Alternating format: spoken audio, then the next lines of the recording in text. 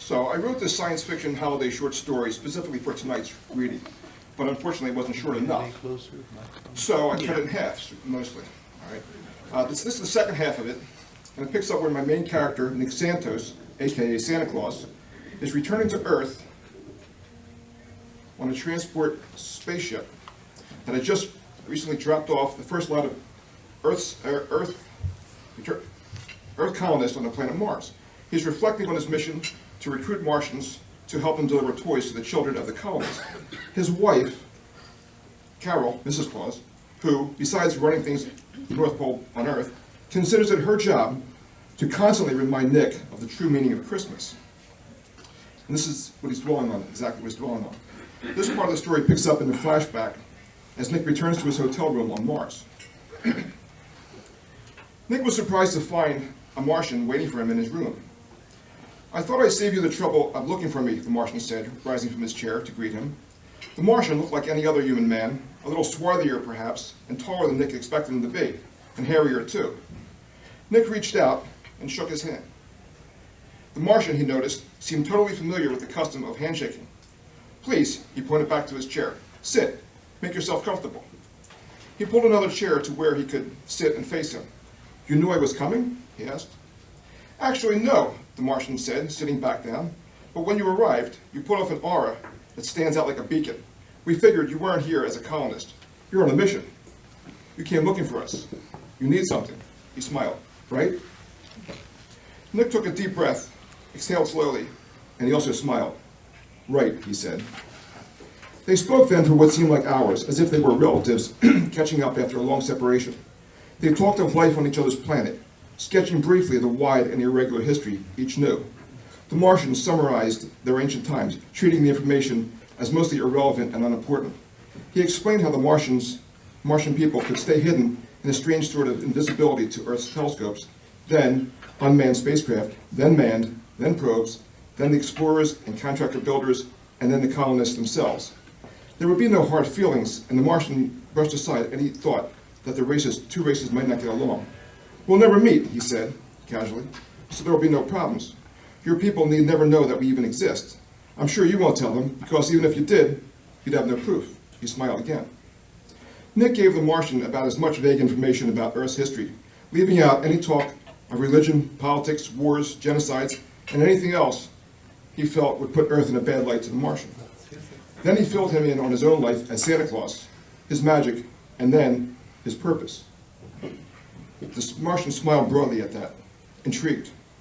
"Your purpose," he said, summarizing, "is to deliver toys and gifts to those who believe in you." It was a statement rather than a question. And for the most part, it would be for children, the innocents. He tapped his thin fingers against his lower lip, thinking, "Am I getting that right?" This time it was a question. "Yes, that's right. And since there are now Earth children here on what you call Mars, and since you yourself can't get here at the same time you normally would be delivering toys on Earth, you'd like help from us. Is that right?" There was an undertone of, was it excitement in the Martian's voice? "Well, yes, that's right too."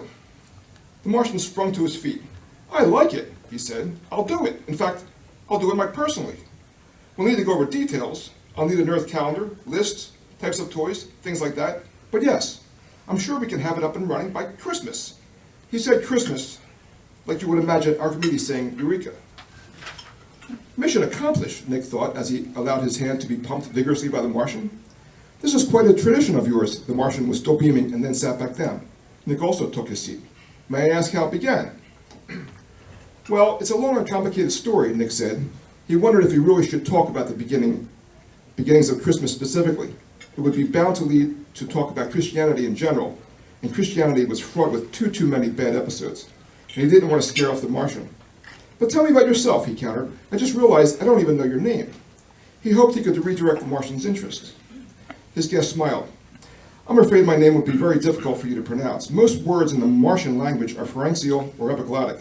On Earth, you'd find this type of speaking in your Afro-Asiatic cultures or in Arabic areas of the Middle East." Nick was stunned. "Wait a minute. You know about Earth?" "Oh, of course," said the Martian. "I've been there. It was a very long time ago, but I do remember quite a bit." He scrunched up his face as if in pain. It was not a pleasant experience. "You've been there?" Nick almost shouted. "You've been to Earth?" The Martian seemed puzzled. Yes, it was a long time ago, but yes. 1,000 questions raced through Nick's mind. This news was completely unexpected. Martians had been to Earth? Or at least one Martian had. To him, it seemed like the stuff of old pulp science fiction. This shouldn't have been a major surprise, but Nick felt a very strange and almost painful knot tightening in his stomach. He had a suspicion that arose out of nowhere, or so he thought. You have ships that can travel through space, that can reach other worlds? You have that capability? He gulped. No, the Martian smiled, shaking his head. No, we visit other worlds by another means altogether. It's more involved, and it takes a great deal of time. But time is relatively inconsequential to us, as our average lifespans are what to you would be many millennia. So then how did you get to Earth? Well, first, the Martian had to pause to find the right way to put it into words. Our lives have to end here, our physical lives. And then we project our being into another life on the planet we wish to visit. We call it jumping. The Martian paused for a second. It's a little hard to explain, really. Nick picked up on the train of thought. So you're born then onto another planet. In a matter of speaking, yes, but we retain all of our knowledge and all of our powers that we had while here and up to then. Powers?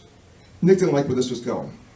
Yes, of course, mostly it's our powers to heal others and to regenerate the body we become, especially if severely injured. So we can eventually return back to this planet. But we can also replicate things. Bread, for example, and fish. But